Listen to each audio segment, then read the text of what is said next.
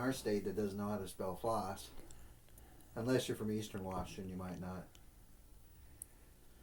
Now, you are, of course, the Foss tug family. Yes, correct. And could you tell us a little bit about how your family got here and involved in tugboats? Oh, I thought it was going to be about the war here. Well, I guess my grandparents, Thea and Andrew Foss, came out from Minnesota, and he built a little float house down there, which I have a picture up here on the wall. And they had a couple, 3 children. My father was born down there in that float house, right between 11th and 15th Street Bridge. And Grandma rented out rowboats, and they kept people kept coming in. There used to be a walkway down from A Street there. It came right down underneath the 11th Street Bridge, and you could walk right down there to it. And she rented rowboats, and by that led to getting some launches, and then they got a contract to haul some brush up the Puyallup River to make dikes and what have you, and that just kind of grew and grew and grew, and that started the tugboat business. From renting rowboats out. Starting with renting rowboats.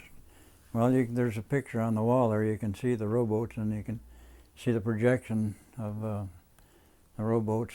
And we ended up right there at the end of Dock Street, and where Thea's Park is now. And then they got some bigger steam tugs and so on. And in 1913, it became Foss Launch and Tug Company. That was your great-grandfather, was it? No, my grandfather. Your grandfather. Yeah, And Foss, where in Europe is Foss from, the name? From Norway. Norway? So your grandfather, was he a seaman before he came here? Yes, yeah, he was sailed in the old square riggers and was a carpenter on the ships. And he took his name from Sven Fossen, something like that. I have the spelling in some papers in the other room there, but that's where he took his name from, which means running or falling water or waterfall type thing. That's where he got his name. And then it went on in years. You were in the 30s. You said that was your father a legislator in the state of Washington? Mm-hmm. Yeah, that was back in the early 30s. That's when Martin was governor.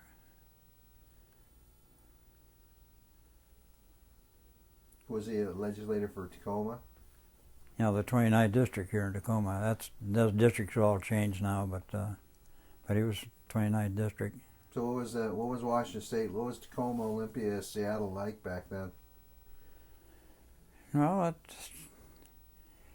I guess the best thing I can say is that we had cable cars running up 11th Street and down 13th Street, and had streetcars running down Pacific Avenue and so forth. So if that'll tell you what the city was like back in those days, well, that's the way it was.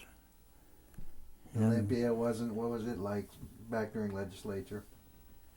I think it's very much the way it is now, although it's growing much more, but the capital was still there.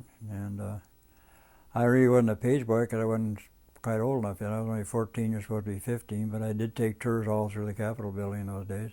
Acted like a page boy. You said that you actually lived in Olympia during session. No, I didn't. Well, I think that your father brought his boat down. Well, he lived on the boat down there, but I didn't. But I was down there on various different occasions, and every time I could get away from school, I'd go down there and be with him. And he was living inside what now is Capitol Lake, isn't that correct? No, it was right where the boats are now. Delta Smith's, and we tied up at his dock. And it was right there, right outside of where the Oyster House area is now, and where you have all those tents down there during the... Percival's Landing. Pardon? Percival's Landing. It's Percival, yeah, whatever that is. It was right there. Yeah, you could walk up to the Capitol in about 15 minutes. Did the... no, you were in junior high school then. You've been about 14. Yes. I didn't quite understand your question. I said you were in junior high or high school back then. Right, that's right. Yeah, junior high. You went to school here in Tacoma. Yes. And then from there, you ended up at the University of Washington finally? Well, I went back east of school for after I graduated from high school. Graduated in '38, and went to Alaska on, well, the tug that I left over at Wake Island. There was up in Alaska all summer on it up there with a acted as mate on it. And I went back east of school for a year, and then came back and went to the University of Washington in '39. So, and you were in, how far were you into your college education in '39? Well, sophomore. Had 2 years there. And then how was it that you ended up getting on the Justine Foss and ending up in the Pacific? Well, I got out of summertime, and they had a Russian ship was on the beach down on the Columbia River there in Peacock Spit, and we had the old yacht was down there. Kind of used it as a office and bunkhouse and what have you. And every morning we'd run out and take a look to see how the weather was over the bar out there, because we're right in the mouth of the Columbia River. And if the weather was pretty good, we'd call the tugs over and come down and start working on the salvage operation. The name of the ship was the Volets Vervatsky, I can remember that. And there's a lot of pictures of it and stuff there on the museum there in Astoria. And big storm came up, and we knew we couldn't be working for a couple weeks, so I came back to Tacoma.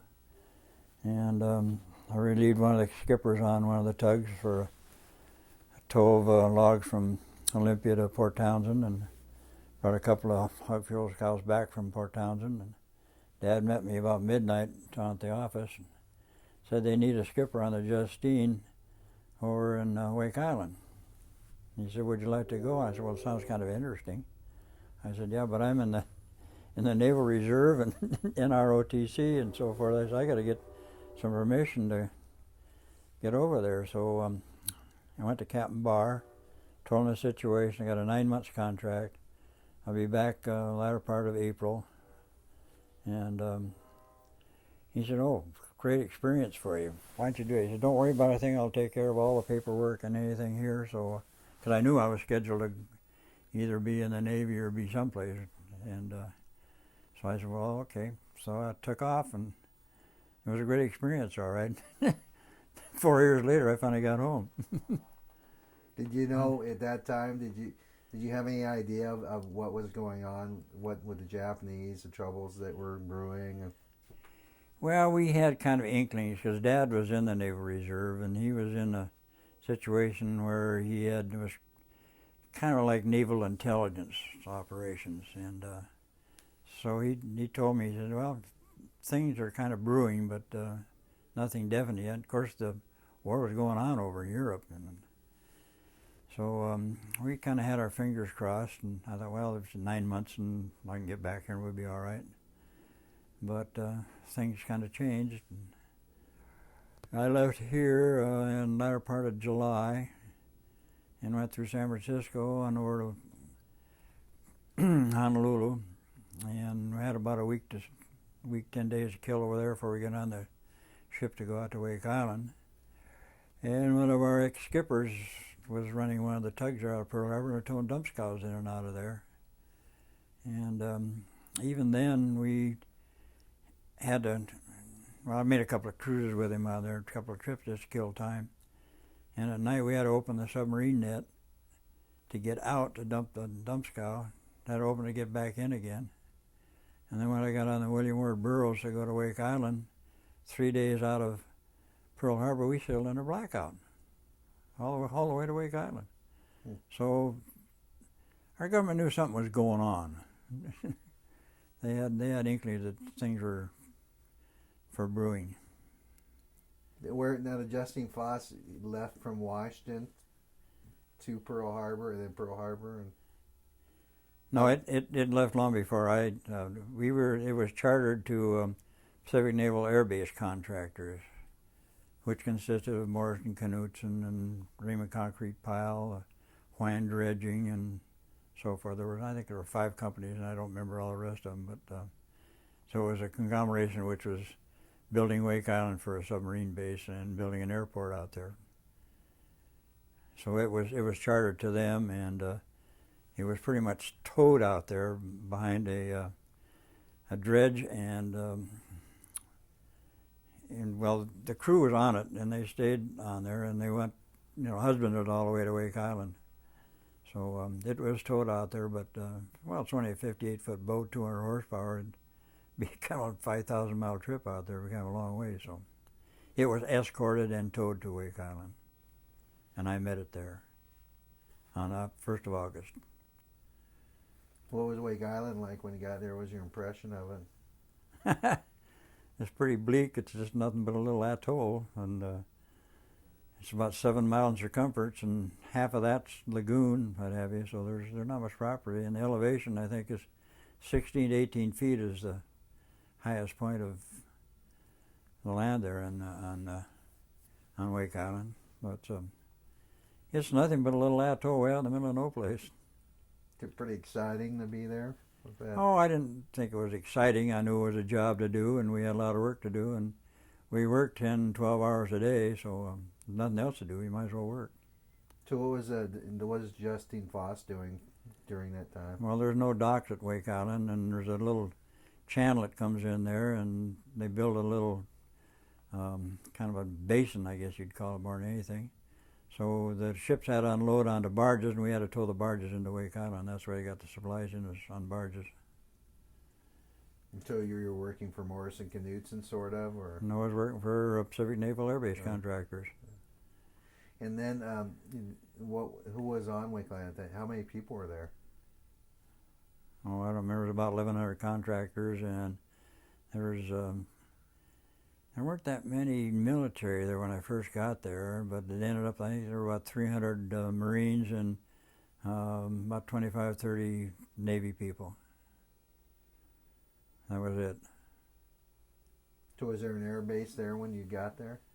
No, we were still building it. And they were doing a dredging. They were dredging another channel to get some, thought they said they were going to have submarines in there, but I couldn't believe how you could get submarines into that place because it was so doggone shallow, but that's what they claimed they were doing, digging another channel to bring submarines in there. The Pan Am Clipper flew through there, didn't it? Yes, they had a base there. That'll come in later in the story. Did when you were there, did you live on the tug, or did you live on? Oh no, we had big barracks and stuff there. It'd been very tough living on a tug over there. That'd be it's pretty warm and muggy, so no, we had big barracks over there. Just sort of like being in the military, then. That's right. Had stalls, what have you. Did you eat well? On Wake Island we did. Before the war we did. Yeah, they had good food over there. The contractor did a good job on doing that to keep the men happy because there wasn't anything else to do, and they did have movies, but it was a great big outdoor screen, and the trade winds were blowing, and you had to take a blanket or a sheet or something with a holder so the sand would be blowing at you and hit you in the face. But there wasn't much else to do. I had a couple pool tables, and there was no booze, no anything like that on there. So a lot of the guys did a lot of gambling out there.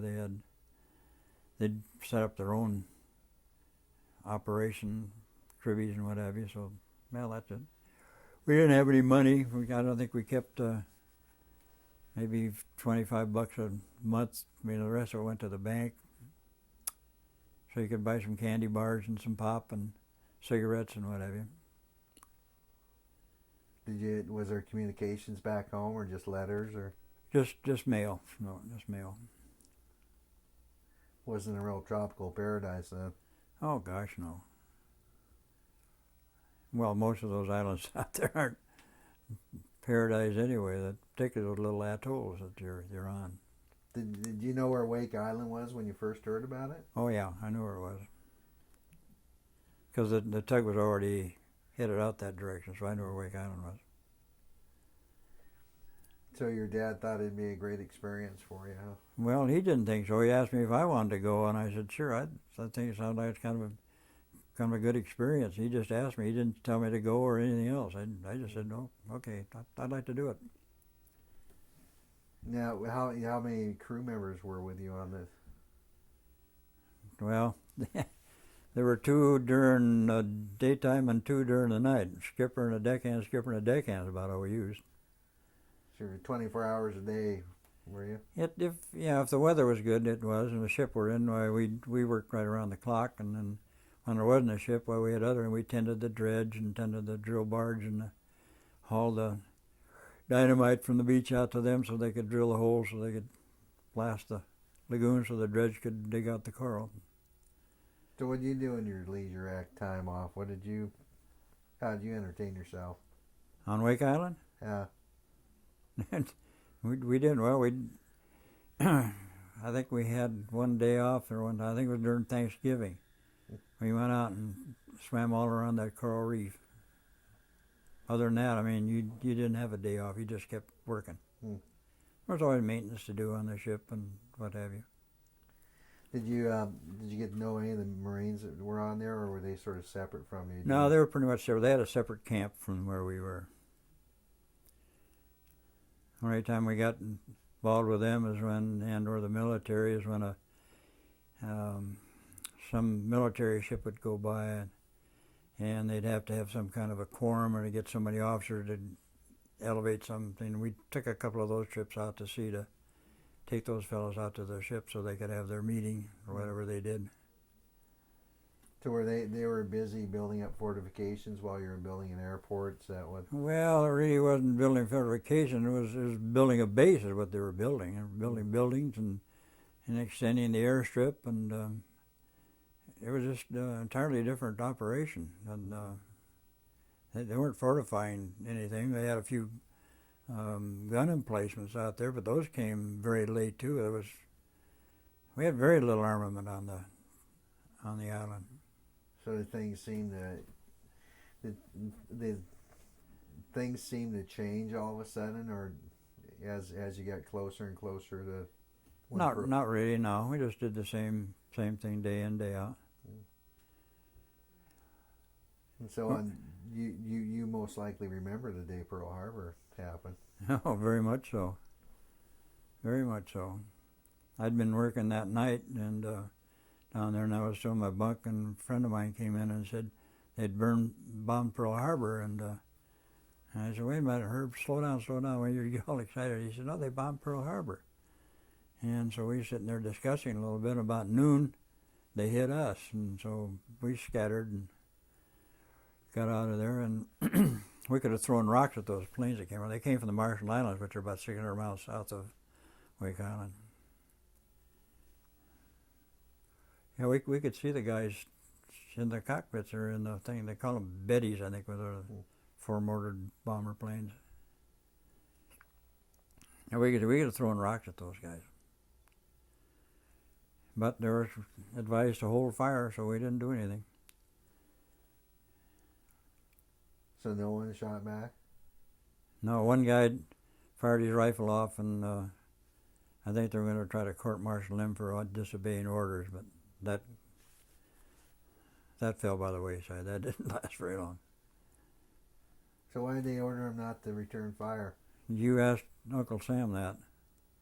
You asked him why he left the gates open at Pearl Harbor and to let the Japanese in. And so about almost a week before Pearl Harbor hit, 3 PBYs come flying into Wake Island, and I helped them anchor out in the lagoon and took them ashore to the dock. And I asked them, well, I was wearing a UW buckle. The guy said, "You go divorce him." Yeah, to make a long story. Yes, we both did, and so we got chit-chatting, and I said, "Where the heck are you guys going anyway?" Because these were different from the planes that had been going through. They were flying them PBYs over to the Dutch East Indies, and they had a big orange triangle on the wings. Well, these had the regular Air Force insignia on these wings, and they said, "Oh, we're looking for the Japanese fleet. We know they're headed our direction, and we're looking for them." "You're looking for the Japanese?" Yes, "Yeah, they're headed our direction. We know that they're coming to hit us." So we knew the war was coming at that point. That was 3 weeks before Pearl Harbor, huh? Pardon? That was 3 weeks before Pearl? No. Just a week. A week. 4 or 5 days, all. So they knew they were coming. They'd already left Japan, evidently, and of course they didn't know which direction they were coming, I guess. So, but that's what we knew. And December 7th was December 8th where we were, but because we're across the international date line. So did they get a radio message, or did you not know until the Japanese showed up in bombers that they were coming? Well, now I'm having a hard time interpreting your question there. Did you heard that Pearl Harbor had been attacked? Yeah, it had been attacked. So you knew before the Japanese showed up that it had happened? Yes. Well, they bombed them that morning, and then they hit us at noon. Bombed us at noon, and we had all our planes sitting on the ground, and they ruined most of them. So hold your fire. We were pretty disappointed. So in the few hours you had after you were told that what had happened, did it all of a sudden everybody scramble to try to get ready for the Japanese? No, we tried to get ready to hide ourselves to save our behinds to get on it. Because we weren't organized at all. We weren't organized in anything. And there was no particular announcement. My friend came running in. Evidently he had heard it on the radio or something. They had radios there. And that's the first I heard of it. I didn't know anything about it until we were sitting there talking. All of a sudden here come the airplanes. So what did you do when the planes came? Were you on the tug or? No. I was asleep that morning. Oh, I said I'd worked that night, and he came over and woke me up just before noon and said Pearl Harbor had been bombed. So that's how I knew about it. So that was early in the day, and what happened as that day progressed? Well, we just all kind of figured out what Sam and we were going to do, and we were trying to find little foxholes and things to dig ourselves into and what to do and try to get things planned. But there was no particular plan, and then a couple of days later we finally got organized and went back to our barracks where we normally stayed and had some dugouts made to stay in, and so we just toughed it out. 4 days later, the Japanese came in with a whole big flotilla, and we're going to come ashore, and fortunately they said hold fire again, hold fire, and we thought, oh God, what's going to happen now? And fortunately we did, and they had a troop ship, a couple of destroyers, and a couple of cruisers and what have you, and so the well, anyway, had a 5-inch gun, and they let the ships come right in within, I think it was about less than 4,000 yards. And then finally they said, okay, fire, and they hit the troop ship pretty firmly, and then it was damaged badly. And we must have hit some kind of a magazine or something, because there was quite an explosion on that one. And sunk a submarine and sunk two I guess they're kind of light cruiser, and so they figured that, well, we got an article in there, wish I could read it to you, but I can't read it, about exactly how it happened, and how many we sunk and how many were lost and what have you, and they turned tail and figured out, and this was the first battle of World War in the Pacific, and they turned tail, went back, and they came back, let's see, that would 4 days. Well, it was a couple of weeks, and they came back on the 23rd and finally took over the island. They really came back with battle wagons and really were organized that time when they came back today. They thought they were going to walk right ashore and Wake Island, but they found out differently. So we won the first battle of the war. To where people, was there a lot of fear and when all this was occurring, or? No, I don't think so. I think the fellows just, they knew what was going on. We went about our job and did what we had to do. So did the military sort of help? Did they take control, or did Or how did you organize? Because you by far outnumbered the military, didn't you? Oh yeah, yeah. There was only about 350 military on the island, but we helped them out. We just went around with them, and so some of the fellows were armed, but we didn't have any armament particularly. Had a few rifles and what have you, but we were scattered around and helped them with their ammo for the gun emplacements we had, 3-inch anti-aircraft guns and so forth. So we just kind of fell in with the Army and the military and helped them out. And I was running the little ferry, little LCVP, those little landing barges, and we had a little tug there. It was about a 40-horse tug, and we had to take the ammo and grub trucks across the channel there so they could keep the guys supplied over on a different island. So that was our job. That's what we did. Because there's a little island by Wake, isn't it? There's Wake, and then there's a... Well, there's Wake and Peel and Wilkes. You can throw a rock between them practically, but they're all kind of tied together. And when the Japanese were bombing, they bombed the bridge out between the main island and Peel Island, but the channel cut the island off of Wilkes Island, cut that off so you had a ferry across to get to that one, but about all you did was turn around the channel and you were there. Did what was that like with the air attack? For someone who has never been in one, what was that like when the Japanese first showed up and started dropping bombs? Now you mean being under aerial attack by the Japanese? What was that like? Well, the first day was the main aerial attack, and then they came up every day and threw some few bombs around at us every day for 16 days. And then an invasion happened at night, so there was no aerial attack. So after 16 days of that, were you getting jittery or? No, gosh, no, we weren't jittery. So you were just pretty confident in your ability to withstand them, or? No, but I mean, you can't get jittery. You'd drive yourself crazy. You did that. You just had to take what happened and go day by day. There's no other way to do it. Did you have was there any hope that an American fleet was going to show up or anything? Well, there was some scuttlebutt that the aircraft carrier Lexington was headed out there to pick us up, but we don't know what happened. It never showed. So you knew it was pretty bleak then? Yeah, we knew it was pretty bleak then, particularly after they took over on the 23rd.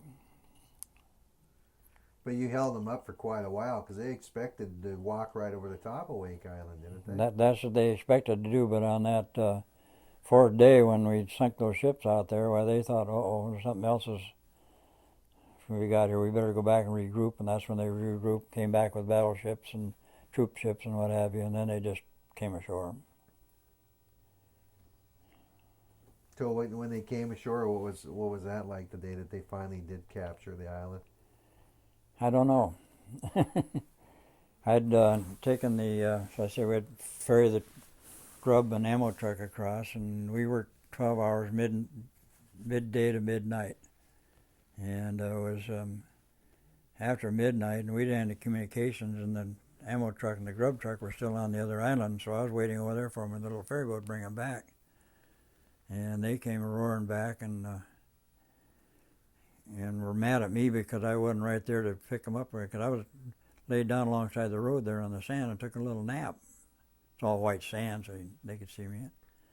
And I said, what the hell's the matter with you guys? I said, come on now. I said, we've been out for 12 hours here and nobody said anything to us, and you guys are all upset. And, well, anyway, we got across, and so my deckhand and I were sitting there, and nobody was around, didn't hear anything. First thing I know, I could hear these shells firing across. You could see the flashes out to sea, and I said, God, Eddie, I think we're getting invaded.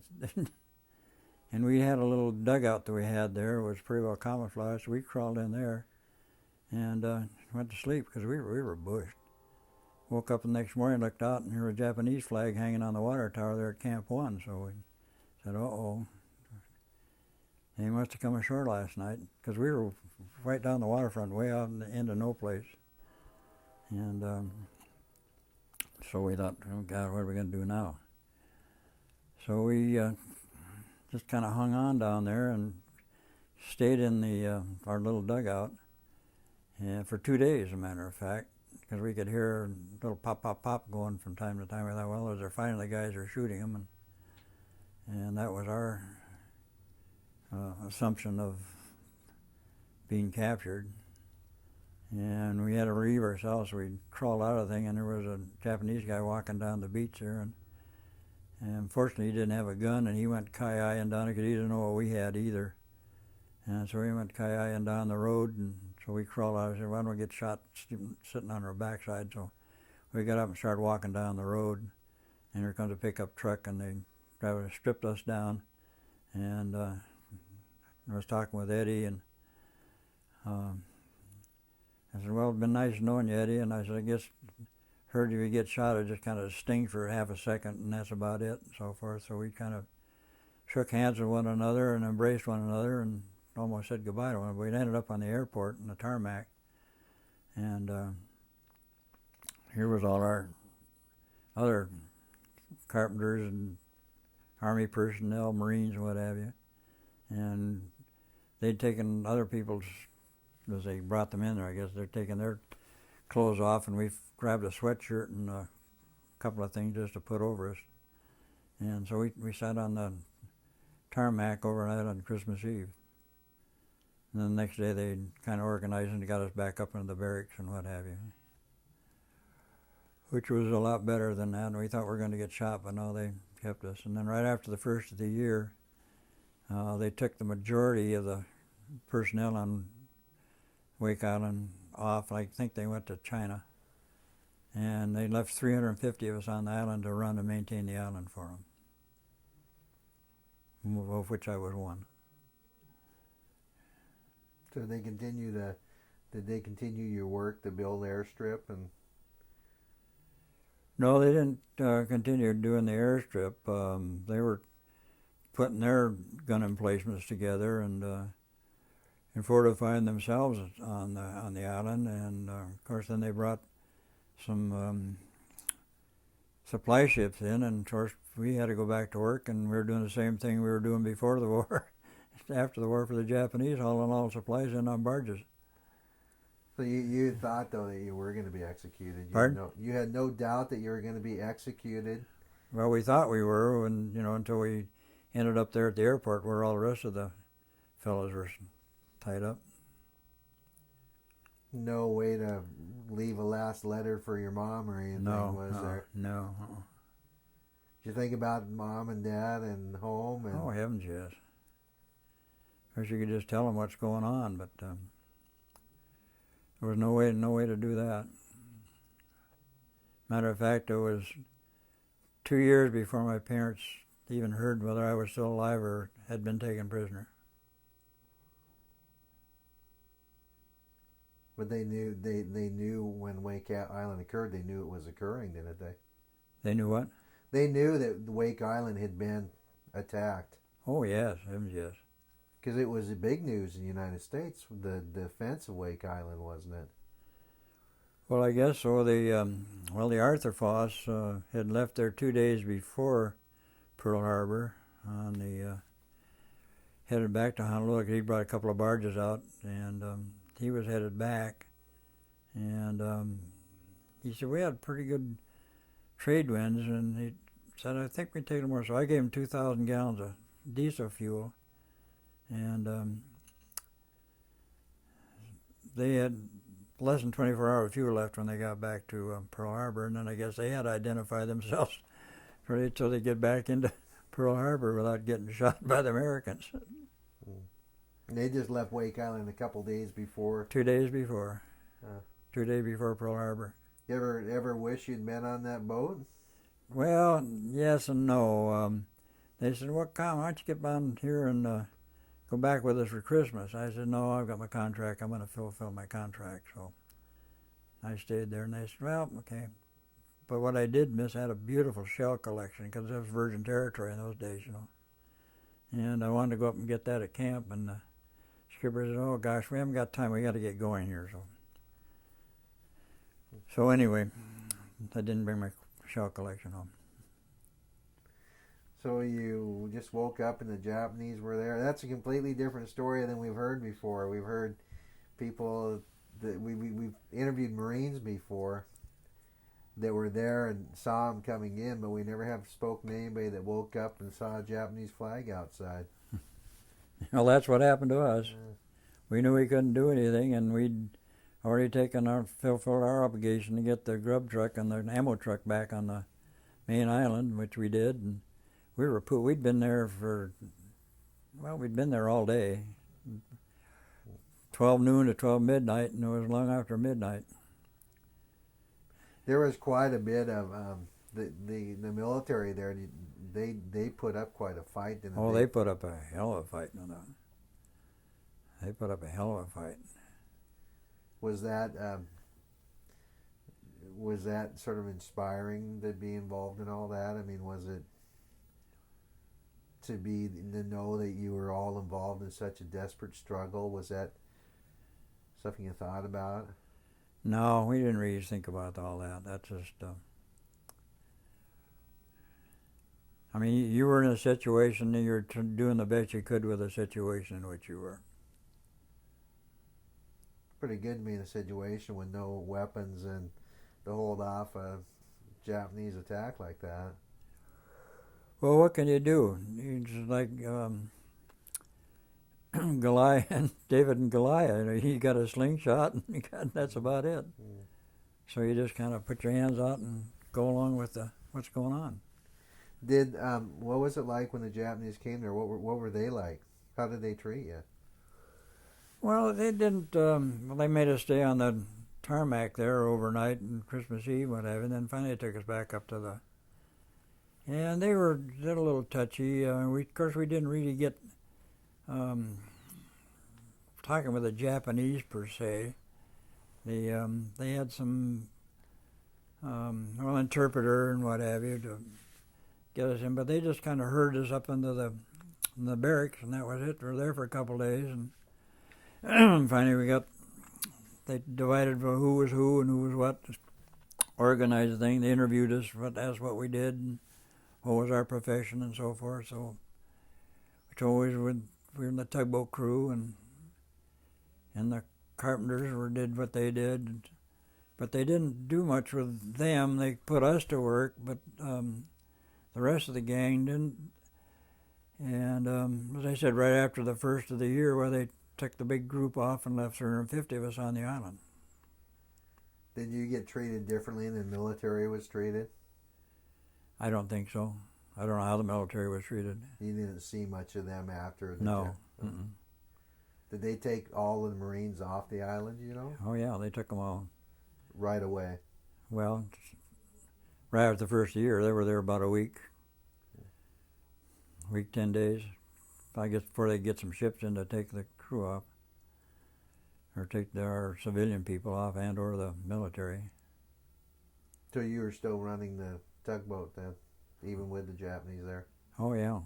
Did you have a Japanese skipper, or did you? No, I was a skipper.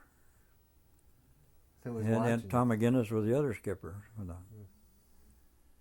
So we just we did our same job, and now I'll get into a story for you that'll what might be interesting. As I said, we're hauling stuff in. The ships would come in.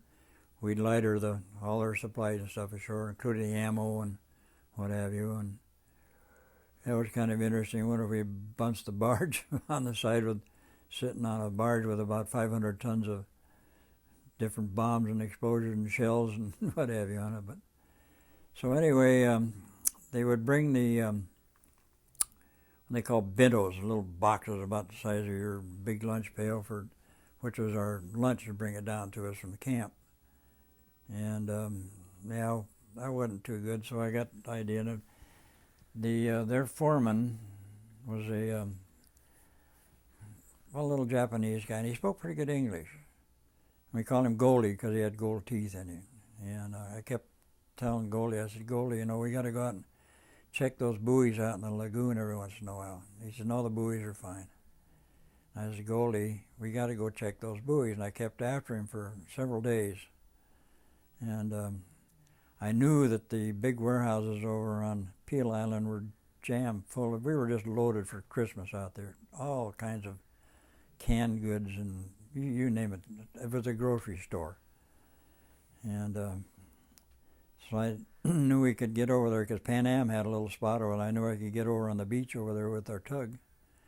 And so I kept after him. Finally he said, okay. So we went out. I looked at a couple of buoys, went on by them, and went right over to the Pan Am dock. And he said, where are you going? I said, come on, I'll show you. So we went up to this warehouse, and we knocked the few cases. I'm going to case up, and then, God, there was all peas, carrots, beans, hash, you name it, fruit business. And so we just loaded the tug up with what we could. So when they brought the chow down to us, we had a bunch of dynamite caps on board. And so we dumped that over the side, and boy, the fish all came around, so you'd bang, bang, stun a few fish, go over the side and bring the fish ashore. And those Japanese, I think, ate better than they've ever eaten in their life. And he says, now I know why you got to check the buoys. I said, that's right. So we ate pretty well on it, because we were cooking down there on the tug with and the Japanese crew that was down there. There were 4 or 5 of the guys. That's all we had around. And Goldie didn't even carry a gun with him. So we couldn't go any place. I mean, you're 2,500 miles from no place out there. And so that's how we operated and kept ourselves fed and enjoyed ourselves. He spoke English fairly well, Goldie, or? Yeah, Goldie Akizawa. Did you sort of get to be buddies, sort of, or? Not, I wouldn't say real buddies, but I mean, we understood one another pretty well. And he knew what I was doing. And one night I was coming in with a barge, and it was kind of blowing pretty good and what have you. And he was out there kayaking, and look at. I picked him up and set him on the settee up there in the power house. I says, now Goldie, you sit right there, and we'll get the barge in, and then I'll talk to you. And he took it. He took it. So I mean, that's one operation. And then we talked to some of the Japanese aviators that were there. A couple of times in the evening we had time to sit around camp a little bit, and we talked to some of the fighter pilots, educated at UCLA, USC, Washington State. And I said, gosh, I don't understand this thing at all. He said, a couple of days ago we were trying to kill one another, and now today we're sitting there talking with one another. And his comment was, and I had the same comment, I had the same question several different times, even after we were in Japan. He said, you're not Oriental, you won't understand.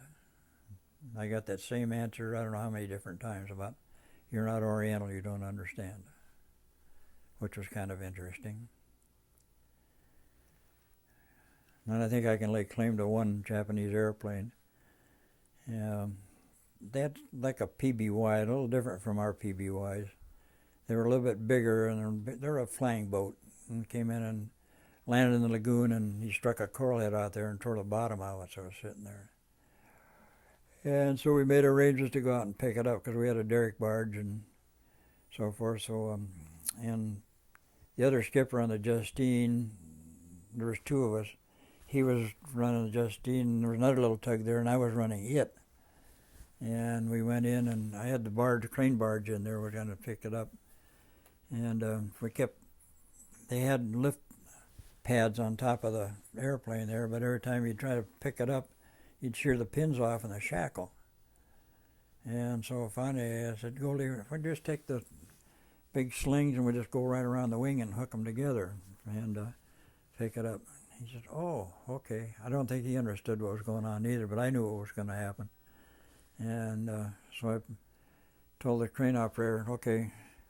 And those things pulled right in within a couple of feet of one another, and it almost cut the wings right off of that thing. And he kept saying, sabotage, sabotage. And I thought, oh, God, I'm in real trouble. But fortunately, I wasn't. We picked it up and set it on the barge, and they took it apart and sent the parts back to Japan, I guess. Did you ever understand what they meant when they said you're not Oriental? Did you finally understand? No. They never explained it. You won't understand, you're not Oriental. What did you think about talking? Was it sort of strange, these American educated Japanese, and it? What did you think about that? That Now say that again. having spoken to all these Japanese that have been educated in USC and WSU, right. And was that sort of strange? No, I didn't think it was strange. I didn't think it was strange at all. But I had a bunch of Japanese friends here, and we knew that the Japanese were going to college over here. There was a lot of before the war started. They were buying a lot of scrap metal from the United States. Oh gosh, yes. They were take whole ships over there and take them apart. And oil. Pardon? Oil also. That I don't know about the oil, but. What did any of these people ever tell you why they did it? Why they felt they needed to attack us? Why we were a danger? I don't think we were a danger. They just needed expansion. They were getting. Well, Japan is much bigger than the whole state of California, you know. I don't know how many million people they have there, but I can go back to 1927 when the Japanese fleet used to come into Tacoma Harbor here. And my father invited some of the young lieutenants and stuff out to his house at Day Island and kind of entertained them, and one of which was a young fellow by the name of Habino. And anyway, he kept corresponding with it. We knew then that they were planning something, because the ships they bought here, they put certain things aboard them, and they were working on that way back when, because I don't know whether they actually planned a war of a certain date, but they were ambitious to expand and get their people in other places scattered around the world, because they were just jam-packed with place to put their people. So that's a pretty regular occurrence for the Japanese fleet to visit. Pardon? Was the Japanese fleet that was a regular occurrence for them to visit every year? Or? Not every year, but they a couple of times I remember them being in here, and I suppose kind of a goodwill tour or what have you, and of course we did that too, even back in Admiral Perry's day when he went over and visited the Japanese, for goodness sake. So, but nobody thought about that, but it was kind of evident that the way they were putting things together, that they wanted to expand, and they were going to build a fleet, they're going to do all kinds of things. Did after the Japanese took over, did it make it? Did you think of home a lot? Did you know you were going to get home, or were you not sure? The only thing you could do was pray and say, I'm going to tough it out, and I just as sure as I'm sitting here talking to you, the reason I am sitting here talking to you is that I made up my mind I was coming home. You took whatever they dished out, and you took it, and you just bit your tongue and grit your teeth and said, no, I'm going home. And I'm just convinced that that's the reason I'm here talking to you. Did some people not bite their tongues? Did some people speak? Oh, yeah. What would happen? Well, several guys just gave up and died.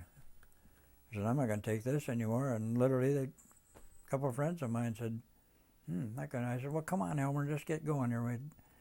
No, I said, and he just gave up, really. And I think that's the reason he died. Two of them did. So you lost close friends. I mean, you real close friends. Oh, yeah. Now, we were on the island until September 30th of 42. We worked for the Japanese for 9 months. And then they took us over to Japan. I got to back up a little bit, though. This Goldie guy was Goldie Akizawa. He told me, well, I've got to go down to Truck Island. So he got on a ship one day and off he went. We said goodbye. Well, things didn't change too much, but we still were doing what we were supposed to be doing. And about a month later, we went out to the ship to pick up the stuff to haul things ashore, and who comes down off the ship but Goldie again.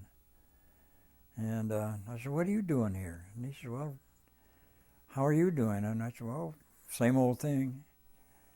And he said, do you need anything? And I said, God, if we could get some cigarettes, Goldie.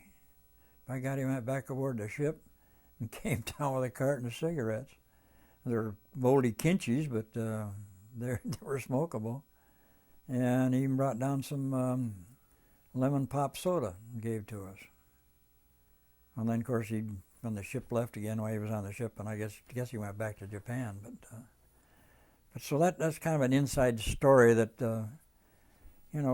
they weren't all bad, and there were some good guys in there. We kind of got along together. But then they took us to Japan on a coal-burning oil tanker. I don't think we were burning coal in those days, but it was built in Glasgow in 1800 and something. All riveted and all 1-inch plate steel, and I think we made all of 7 knots, and we were a week going from Wake Island to Tokyo, and then they ran it on the beach going into Tokyo. They had us down in a little hole, 250 of us, and there wasn't enough room to everybody lay down. It was just like sitting in an oven down there. We just sat there and sweated all the way to Japan. Fortunately, they had a little tank on one side. I think it was probably connected with the sanitation thing on it, but it was a tank about 4 feet wide and about 6 feet long, and fortunately the seawater running through there, and boy, that saved our bacon. Otherwise, you'd have just expired from the heat down in that thing. Mm. And then they ran around the beach going over there, and everybody's, oh my God, we're gonna be trapped down here, and put your ear against the skin of the ship. And I said, well, no, I don't hear a lot of water running. And I hear a bunch of chains being dragged around up on deck, and I guess they got their gear out and pulled it off the beach and got in, and then they took us off the ship and marched us in through Tokyo and put us on a train and took us down to Sasebo, which is on the southern island. And we were taken up into a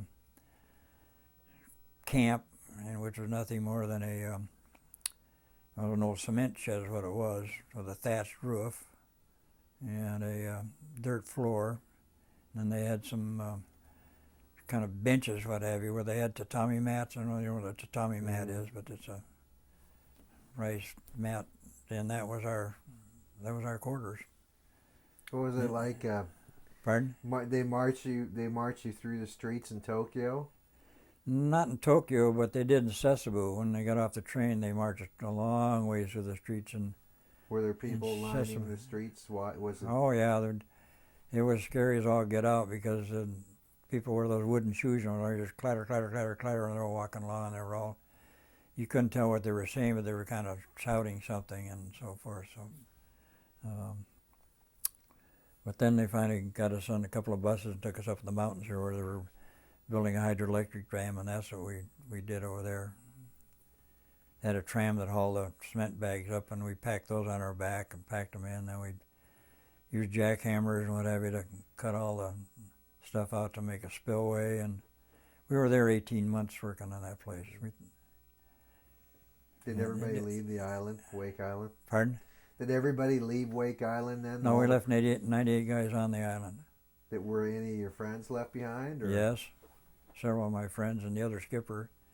And I'd been hurt because we were fixing a marine railway for them over there, which they wanted to do. It had some sampans that were damaged, and they wanted to get them hauled out to be repaired. And Eddie Lee, my deckhand, and I were going to put this big beam down at the bottom of it so they could put a shiv on it so we could pull the carriage down. And the carriage was nothing more than some high beams with some 4-inch pipe underneath them to use for wheels. So anyway, we tucked our feet underneath this thing to let it down, and we were going to kind of place it where we went down. We're about 20 feet of water. Of course, we were pretty good at those days, because I could go down, and we were in the ocean every day. I could hold my breath pretty well. Anyway, so we were going to let this thing down, and the crane operator, rather than let it down slow, he dropped it. Ripped the top of my foot wide open, and So I made a B4 line for the beach and went back up to camp, got it sewed up. And so they put me on light duty, so I was no longer a member of the towboat crew.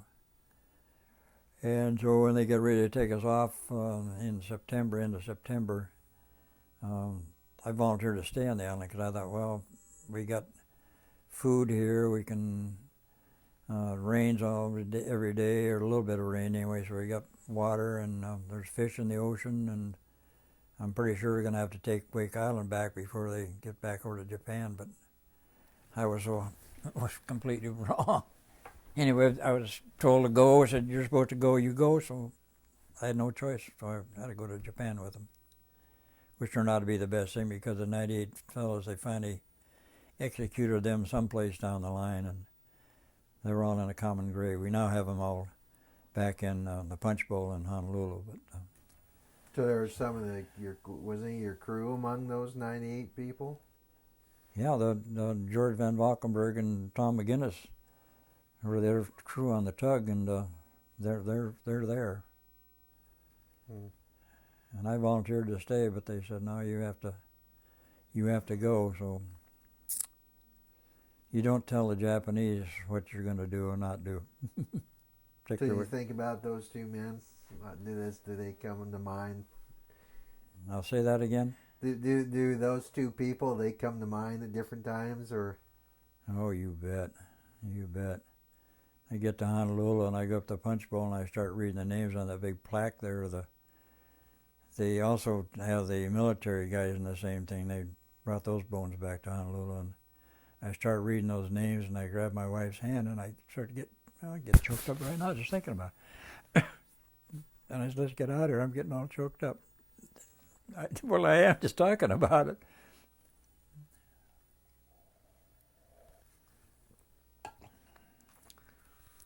Well, you bet it's emotional. You can't understand. Just like you don't understand another order, you can't understand unless you've been there until how it works. So they kept us there on Setsubu and up in the mountains building this hydroelectric dam for 18 months. Then they took us down to Fukuoka, and they kind of split us up. They took, I can't remember exactly how many members, but we were almost split in half of the 250, but we'd lost that winter. We lost about 12 guys that had passed away up there, and we had to haul them over the side of the mountain and bury them. And then we were working on building an airport down in Fukuoka, where just small little tracks, little dolly type things, then these boxes would hold about a yard of material. We'd shovel those full and push them out across the valley and then dump the box and go back and do the same thing. We're making a fill. And we did that for almost 10 months.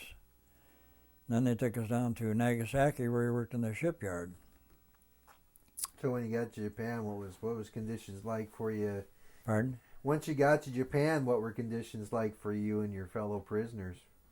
Before we got to Japan? And when you got there, when your work, were you being fed? Were you? Oh, it was tough. I think we got we figured out a little less than a pound of food a day. A little bit of rice, a little bit of soup, and that was it. And we slept in this that first barracks we were in was under the thatched roof, and then the boards on the side were the size of apple box boards, and they were all kind of more wired together practically. And we finally built our own, a couple of drums we finally scrounged up from someplace. I've forgotten where we got those, and made a stove out of it so we could get some heat in the place, get a little warmth. And finally we would kind of steel lumber, so to speak, around with little boards and things. And we finally built a box wherein we could put some water in so we could heat it. So we were almost a year without having a bath. So we finally got that done. we had gotten steel wood and bring little pieces of wood back into camp with us, because in the camp we were under the Navy, and when we were out on the job we were under the Army. And there was a lot of conflict between those two from time to time, which we were in the middle of, so it was tough. And one day we just decided we were going to take all the tatami mats out and burn them, and they didn't like that at all. But that darn things were full of fleas and lice and what have you, so there was no sense trying to sleep on the boards, which we finally did. And my dear friend Warren Rogie, and then we were when we get through at night and get into, well, it's time to go to sleep, we'd sleep spoon fashion so that we could keep warm. And then okay, you're warm on that side, okay, then we'd turn over and we'd sleep spoon fashion. And there's certainly nothing about gay in that department, I'll tell you. The furthest thing from your mind. And neither that, but the doggone rats were all running around up in the thatched roof up there, and every once in a while they'd fall out. It was pretty tough living. And the outhouse out in back, there's just a hole cut in the floor, so you'd use that. And there was a full of maggots and what have you, like walking on peanuts when you walked, peanut shells when you're walking in there. But was there a smell that you remember from that? That's a silly question. Did it smell? Damn right it smelled. From just being in. Pardon? Is there something that smell that you remember, though? I mean, is it so ingrained in you that being unwashed in the whole camp, is there some smell that brings back memories? Or every once in a while you get a whiff of something, but no, I've kind of washed that out of your mind. You used to have to dip that stuff out of there and carry it off in your bag, take it over and dump it someplace where they could put it down their rice paddies. Now you said the Navy was in charge of the camp. Yeah, the Navy was in charge of the camp. Well, I guess we were their prize. The 250th were their prize, so to speak, I guess, and so we kind of lent them to the Army to build this hydroelectric dam that they were building up there. So you were sort of a commodity then? We were a commodity. So the Army had their prisoners and the Navy had theirs? Well, they didn't have them there, but then after we left that camp and around to Fukuoka, then it was strictly all under the Army. Strictly under the Army. And as far as